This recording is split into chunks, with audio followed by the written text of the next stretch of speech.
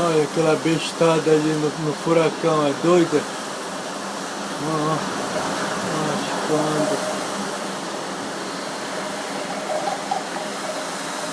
Aí que não dá.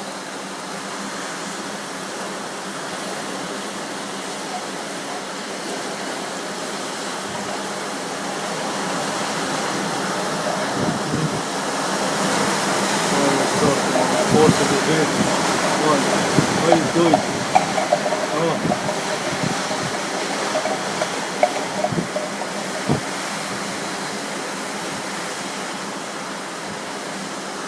Outro lugar.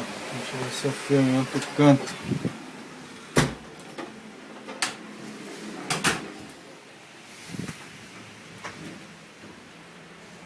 Da janela do quarto.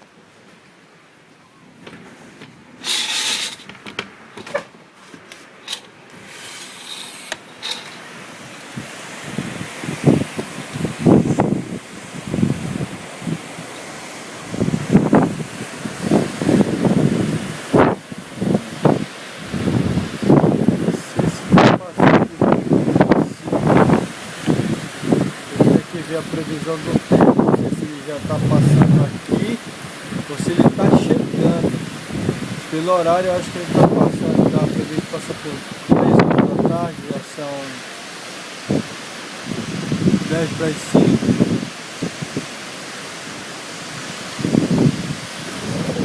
Saber como é que eu vou fazer para ir trabalhar.